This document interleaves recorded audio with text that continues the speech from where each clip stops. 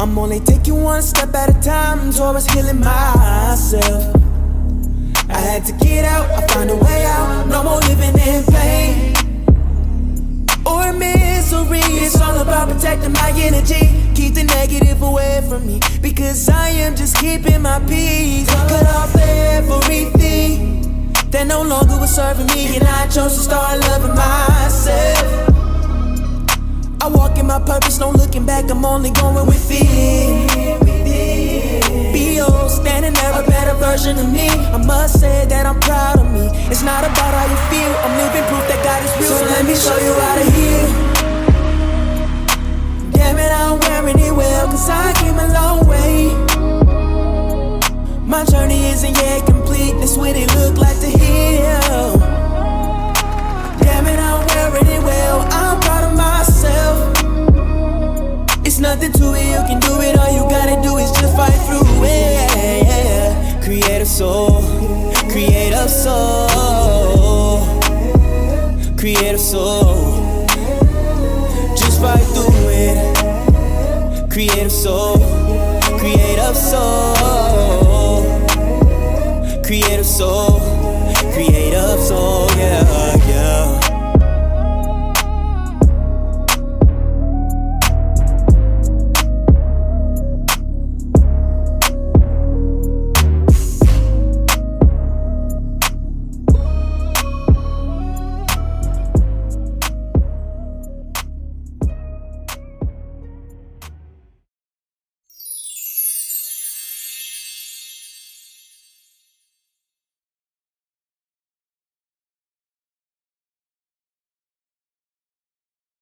Welcome to Pain to Purpose podcast, where we have open discussions to heal together as a community. Today, we're on episode 43, and we're talking about marriage broken by COVID. And our special guest is Jamal Williams. Welcome. Hey, how you doing today? I appreciate being here, and it's a pleasure to be here with you today. You are welcome. I'm glad that you came on today, and I can't wait to hear your story. So let's get on into it. Tell us a little bit about yourself. Well, I grew up in the inner city of Detroit, Michigan, all my life, born and raised. Uh, had my share of trials and tribulations, and going through that whole period of trying to find myself. I grew up on the west side. The area I grew up in was like the typical cities in America, drugs, violence, anything you can name. So I came up in these type of areas, and it had an effect on me in a certain way, because I got involved in some of the things that I was seeing going on around me, because I have a father in my life. I was raised by the community, so the Okay. people I looked up to were older than me, but they were still trying to find themselves. We didn't have in my neighborhood. We didn't have any basketball players, any businessmen. Only thing we had was hustlers. So this is what we Yeah. had to and what we wanted to be. But at 19, I decided. No, at 19, I went through a lot of issues in life, and I felt like, what, this stuff is not for me. And God intervened in my life and pulled me away from all of that. So I ended up becoming a minister at the age of 20 years old. And Really? yeah, back in the early 2000s. You were young. Yeah, I was so loyal and dedicated to the church, because I was just happy to run into a good set of people that really showed love and concern for me. I dedicated my life like strong to the church at 19. Next thing I know, I'm standing up. They let me preach on Sunday mornings and stuff like that. So So, who was it that got you going to church? like I just kept running into trouble in the hood, trying to sell weed and stuff like this, and running into beef with other guys my age, getting in trouble with guys way older than me. Mhm. At one point, I was on the run for my life, and while I was on the run, I didn't take nothing with me but a coat and the clothes that I had on one time. Just just getting my name caught up in a lot of stuff and getting caught up with like street people, And when I was on the run, the only thing I took with me was the Bible, and I prayed, I read the Bible, prayed, heard God started speaking to me. Then it went from God speaking to me like not wanting to be that same person no more. And then not wanting to be that same person made me not want to be around the people that I was around and do the things that I was doing. And then my And cousin, your surroundings. oh yeah, my cousin that was in church consistently. One day she just said she listened to me talking, was like, you know what, I want you to come to the church with me. And I got in that church and I stayed there from 2005 to 2011. It was a great experience for the most part. And I went through my backsliding page. I mean my backsliding stage. Like, a lot of everybody goes through that. Where you start struggling with sins that you once did before. And I think more so my problem was when I got in the church and got settled in the church. The next thing I went to was like I wanted to know like God help me find a wife. Like that's the main thing I went to after I got settled in the church. I'm like I want to find me a wife now. You felt like that's the only thing that was missing. Yeah, yeah, because like being in the world, I always had some type of female friend or something around me. Hmm. But when you get regenerated and renewed by the Lord, you have to go through a period of being alone. Then that period of being alone leads you to feeling like, you know what, I miss having a female friend, but I want me a godly female friend that I could potentially marry. So going through that caused me to go down a little rabbit hole because just being honest with you, like I got caught up into fornication quite a few times. Being back. Listen, you are not the only one, okay? Yeah. You are not the only one. You're not the first, and you won't be the last.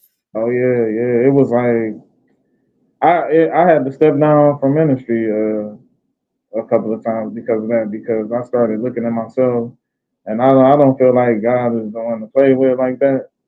And in a tangle like that, and I feel like even though I know we all sin and we all falling short, I just didn't feel comfortable with standing up, ministering, or teaching somebody, and I had I had fornication going on in my life, so I had to sit myself down quite a few times.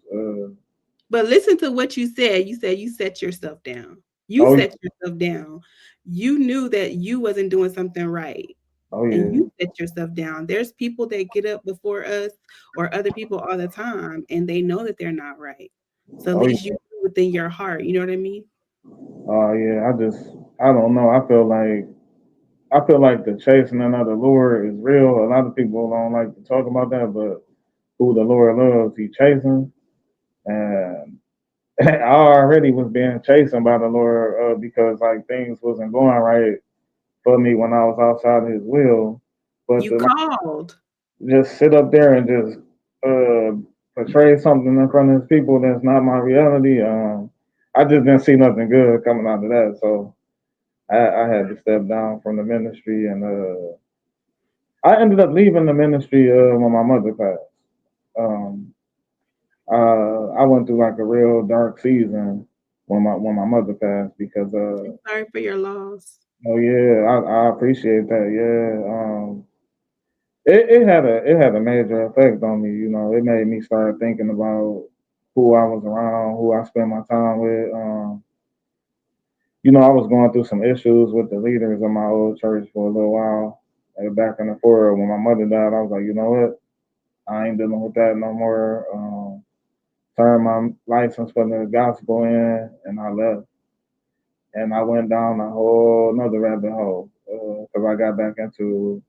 I actually started talking to a young lady that wasn't of God at all at one point, and I just was sitting here like, I'm like, man, this is not right. So did she believe in God, or she just didn't have the relationship with him? You know what? She didn't believe in God really, and I tricked myself into believing that my influence would be powerful enough to, To change her? but it actually was the opposite. I was being allowing myself to be more influenced more. Now, look, I'm gonna say something to you though. That one me and my homeboys was talking about, but I know you understand. Like, sometimes a man could be so infatuated and caught up into a woman so much that, like, women can have an influence on us, like, because Don't women. try to put that on us. No, I'm just playing. Very powerful, like just like with King Solomon, like the wisest man in the world, he got caught up into women that wasn't of God to the Yeah. point that he started like building altars for him. Not in a bad way, but I you get what you're saying. Yeah. trying to influence. If Solomon got caught up trying to deal with women that didn't believe in what he believed, and it got him to the point that he started building altars for their God, then how do the wisest man of the world went through that? So a person like me, like, you know, and it's the same for women too. Like, Yeah. sometimes women can get so infatuated with a man uh, too much to the point that he started influencing them in negative ways. So, Yeah.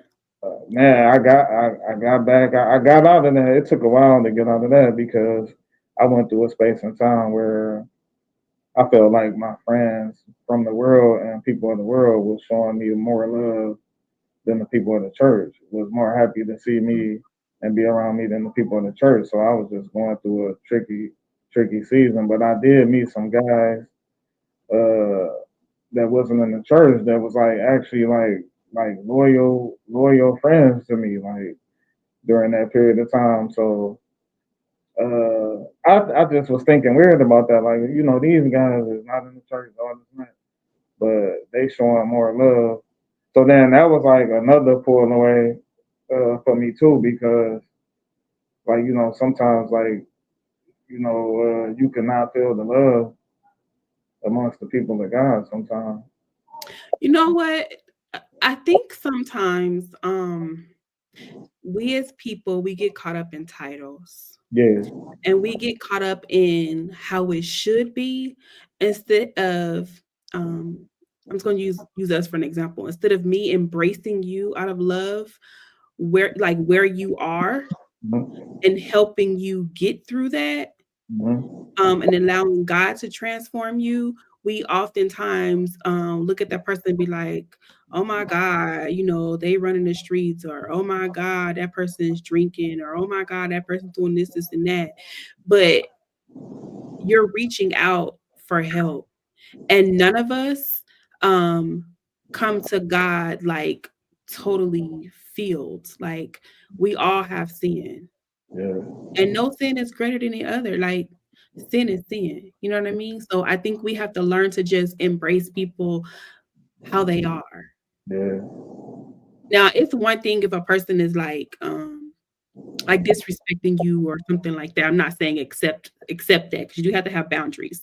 But we just got to learn how to accept people for who they are when they come into Christ. You know what I mean? Like they're not going to, they may not come to the church house in the long skirts, or or the man might not come in a suit, or you know what I mean? Like people get caught up in all that stuff, and I just feel like it's not about all that. Yeah. It's Yeah. about your heart and your relationship with God, if Oh, that yeah. makes sense. No, it makes a lot of sense. It makes a lot of sense because that's what God is looking at our hearts. You Yeah. know. Yeah. Yep. So when did you get married? I got married on Valentine's Day in 2015. Okay. And where did you meet her? So I met my wife when I started a new journey at another church. Um, Okay. And what was that like? like I was at church one day, right? Because I used to work on the security team. So I seen this lady walk up, with these Cartier frame glasses on with the diamonds on the side, and she had her Sicilian braids all did up and dressed nice. So I looked at her, I said, hey, how you doing? In my mind, I'm thinking like, man, she kind of fly, you know what I'm saying? I was thinking like, ain't no. I was like, all right, she probably got a man in her life, so I ain't even about to go there or whatever. One day I performed a song with some brothers of the church. Um, they asked me to do a rap on one of their songs, and it was at the watch night service, so I did that with them, and then I left. And then the next So you time was doing gospel rap. yes, I was, yep, I love gospel rap. yeah, oh yeah, there's some good ones out there. And like she walked up to me one day and let me know like, I seen you, up there with brother so and so and them, and she was like, I really like that and stuff like that. And I was like, all right, cool, thank you. I gave her one of my flyers. Then we ended up in the vestibule of the church, and we was talking a little more. And then after a while, I started thinking like, okay, she must ain't got no man at home because she talking to me a little bit too much. So we went through that, that stage where a man and a woman is like entertaining the flirt game, kind of. Mhm. Went through that for a while, and then when I finally got her number, I was like talking to her every night. Like we both was falling asleep on the phone talking, and I realized at a certain point, like she was like so down with me and so real. Mhm. I was like, I just asked her at her birthday after her birthday celebration, like, hey, can you marry me? You want to? Can you marry me? Will you marry me? And I ain't had no wedding ring or anything. I just got down and asked her with nothing, and she ended up telling me yeah, and we started right there. Okay, okay. And so COVID happened, Yeah, and how did that affect your life? COVID was rough. Like we were going through some problems before COVID. Mhm. And the analogy that I like to use is this. My sister's godparents had an abstract painting on the wall in their living room, and we all used to look at it, and we all had something different that we seen when we looked at the picture. And I felt like when we came together in marriage, we found out that we didn't have the same views on a lot of things. We saw things differently, and it caused conflict with us. We had got to a point where we just wasn't really cool no more. And disagreements, the typical stuff. Couples have issues when it comes to money. When it's a blended family, like we had, that causes issues with parenting of a child that's not yours. Uh, just a lot of different things that we were going through, like that brought out the worst of us. Sometimes people think marriage is like this thing where as long as you both are believers, that everything's gonna be okay. But I look at it different now. I look at it like being believers don't just make a successful marriage. It takes the hard work, it takes the sacrifice, it takes maturity, and it takes like really, really having God at the center. But we didn't have God at the center all the time, and we started seeing stuff about each other that we didn't really like, which caused the separation. We had so much bickering backward and forward. And this was during COVID. Before COVID, but COVID This made was it. before COVID. Okay. And the reason I feel like COVID made stuff worse is because, like during COVID, when stuff was shut down, families were forced to be together more than they usually did. So it caused a lot of friction. I looked at some statistics. I don't have the exact numbers, but a lot of marriages didn't last through the pandemic. Um, Oh wow. because I think it had to do with people having to be around each other more often, and then some people went through financial issues because COVID affected people money. Um, Yeah, that's it, true. A it lot of makes, things were shut down, so some people couldn't work. yeah, and you know sometimes that causes an issue in relationships. And during COVID, like stuff started reaching its peak because we was at home more often, and I ended up getting to the point where I was like, you know what, I'm gonna have to leave because like I was like really angry about everything that was going on. We wasn't really talking to each other, and I was like, you know what, I'm gonna have to leave. So I left. But when I left, I got a month to month when I left, and I got the month to month because I was looking at it like, okay, I want to continue to talk and continue to try to work through stuff. Mhm. And that way, if we do get to a peaceful ground, I can just come back and we can work on this thing. I didn't step away like I'm not coming back. I stepped away like okay, this step away might be able to help us get back on track like we need to be. And we started having some success at getting back on track. And she let me know like, hey, I'm pregnant now. So like now I'm like, okay, we gotta really, really get this stuff together now and we gotta work on this stuff. And of course we had our ups and our downs. But when we finally found the common ground to meet on, she contracted COVID Oh no. in the third trimester at the end. And Oh, wow. I tell you, I always I question God about that because we had put in so much work. We put in work for a year working on our marriage, and we was at the point where I was ready to like come back Hmm. and get prepared to raise my daughter together with her. We discussed how we was gonna do things. We discussed the schedule where we want to be burnt out, and then next thing you know, she hit with COVID. So I was looking like wow, God, like why you allow this to happen at this time?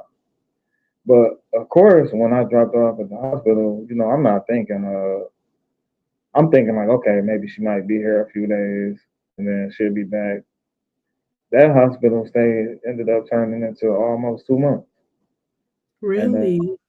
yeah, my daughter was delivered through C-section, and I wasn't allowed to see her when she was first born, so I was like real angry about that. Like, I had to wait.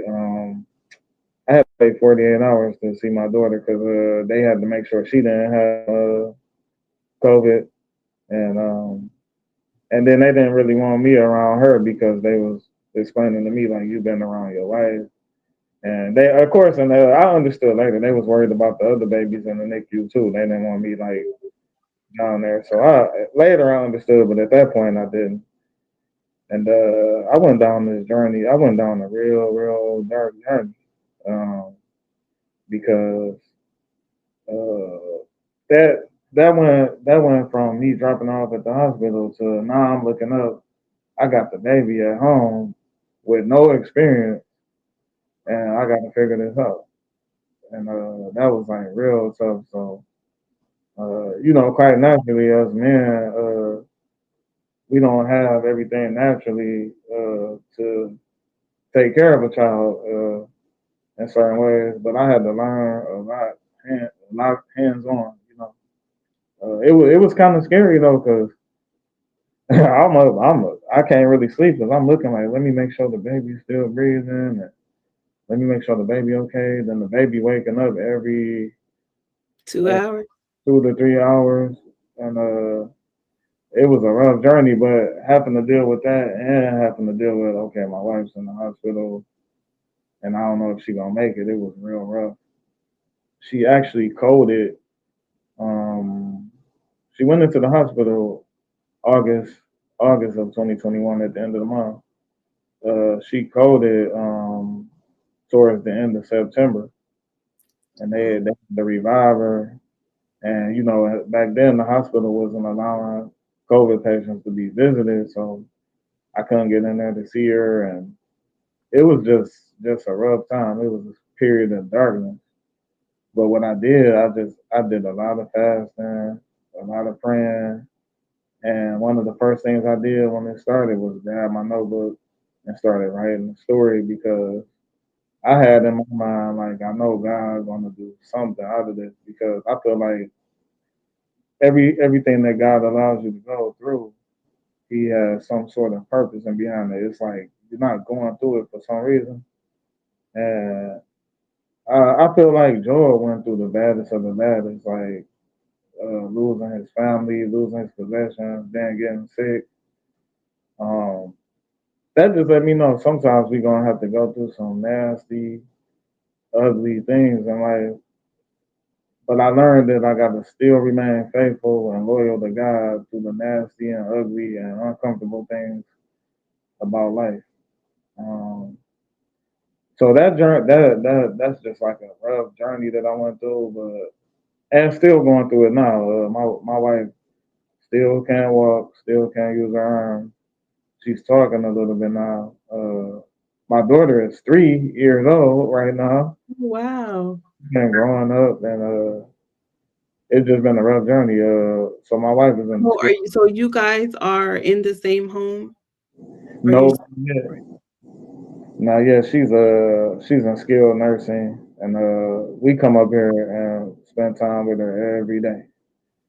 Um, she was in therapy for like 2 years, so I was hoping to God, like, okay, I hope God can work through this therapy. We went through therapy for 2 years, and she still wasn't able to walk. I was going to therapy with her 3 days a week through the winter, through the bad weather. Like they used to look at me like, you still making it today? I'm like, yup, we coming. I stayed loyal to that mission, but she still didn't recuperate as I wish. But it's like I still have to trust God and believe in God, even though things didn't work out the way I was expecting. I had to still trust Him and still believe that He got a plan. Still believe that even though He didn't do what I asked Him to do, He's able. Uh, Mhm. just a rough journey, but at the same time, it did a lot of justice for me too because it made me become an author.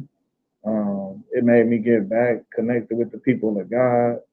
I probably wouldn't have got back connected with the people of God like I am now if I didn't go through that. Because the people of God was like riding with me more than what my family was. The people of God was like making sure we had everything we needed when things was the roughest. Checking in. Some of the brothers of the church that I always been cool with, we became even tighter. Like, if I didn't go through this, I probably wouldn't have got back connected with the people of God. I probably wouldn't have never written them. Um, I probably wouldn't have been the father that I am because I was like a go getter, always on the go, focused on getting the money together, making sure everything cool. So my wife probably would have been primarily, raising my daughter while I'm out trying to make things happen. But the bond that me and my daughter have built it from the beginning, like that's a blessing in its own. But one of the biggest blessings ever was the masquerade being taken off of everybody that I had a view of that was like a friend or a view of that I was close with because when stuff got rocky, those people you didn't see. The people that I thought I was so cool with, a lot of them I didn't hear from, didn't see, and some never heard of again. But I found out who was really, really my real friends too. So like Mhm.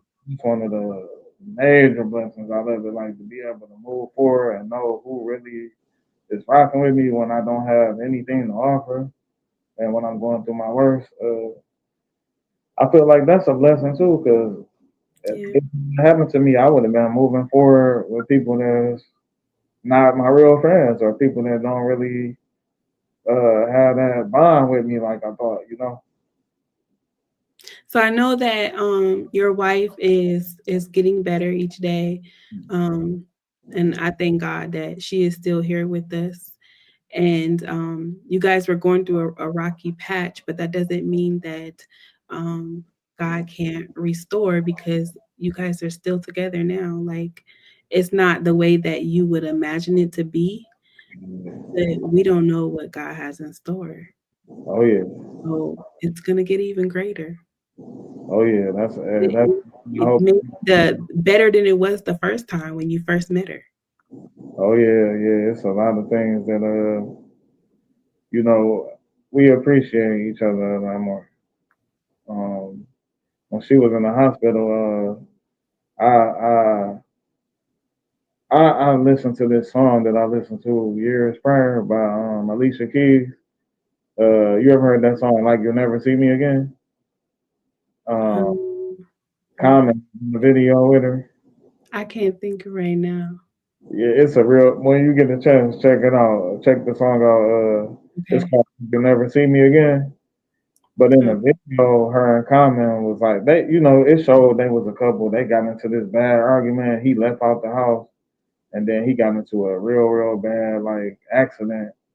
And Oh, I guess the message of the video that I got out of it is like, you know, your significant other, like, love them and enjoy them because you never know when the tragedy is gonna strike, or you never know when something gonna happen where y'all might not be able to enjoy each other again, like things like just being able to jump up and go to the movies or just being able to say, hey, let's go to Chicago for the weekend or let's take a vacation. Like, you have to enjoy that stuff while you can because you never know when you're gonna be in a situation where you can't. And also, you have to enjoy your significant other because a lot of times with couples when they're in relationships, they spend so much time bickering, so much time being bitter. And had I known we would have been going through this for this amount of time, those are the arguments we had. If I knew what I knew now, I wouldn't have never stayed mad as many days as I did or got as angry as I would have. I would have been like, girl, come on down here and let's watch Netflix. I think it was the older people used to say back in the day, like "Don't go to bed mad" or something like that. Yeah, yeah, yeah. Or was that the mothers in the church? I can't remember, but I know they used to say that like back in the day, like "Don't go to bed mad." Oh, don't let the sun go down on your wrath because you get like a foothold to the enemy. So, what would you tell our audience? I know you told them, the good, the bad, and the ugly, but what advice would you really give them if they're struggling in their relationship right now? I feel like uh, I feel like if you're struggling in your relationship, if you're married, I feel like you gotta work through everything. That unless there's like some infidelity going on, because that's one of the ways that cause for divorce. Abandonment is that's something you can't do not anything about when somebody abandon you and just walk away. But I feel like try your best to work through everything. I feel like if you really love the person that you're married to, you should be able to work through anything. Especially if you got God in your life, you should be able to work through anything. But me, I'm an advocate for unless there's been infidelity going on or abandonment. There's some other little gray areas that people talk about, but I feel like other than that, you should be able to work through anything. If you dating, you have to really do a strong evaluation of a person because I think like for dating people, like what we do, we have in our mind our own imagination of who the person is that we dating, and then dating is the time that you should do a serious evaluation of a person. Watching what they do, asking them questions about how they were raised, asking them questions about things that they were into, just having a whole bunch of strong conversations and personal conversations and evaluating because it might be some stuff that they have going on or into or some ways that they have that you might not necessarily want to deal with. So when you dating, it's easier to get away. So that's when you got to be. I feel like I would tell people when you date and just be more critical, more prayerful, more watchful. Um, and make your decision wisely. Okay. Is there anything else you'd like to tell our audience before we close? I just want to say, God has purpose in your pain.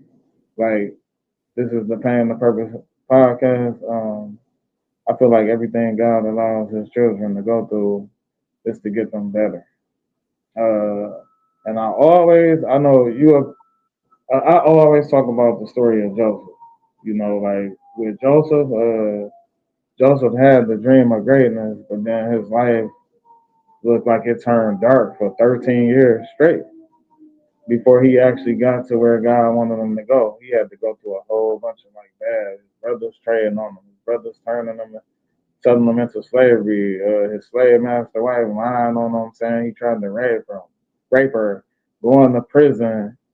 Like, but it was a purpose in behind everything because this was the route that he had to go to get to where God had him to go. And sometimes the route that we got to go, that God has laid out for us to get where we have to get, I feel like it's a painful journey sometimes. I feel like it's a journey of struggle, but God has to take us through a process so we can have the character that we need when we get to the position that He put us in. I heard that King David was anointed as king anywhere from 10 to 15 years old.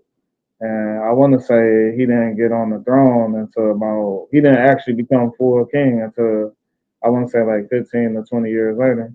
So just think, what if he would have went straight to the throne as a boy? It would have been disastrous.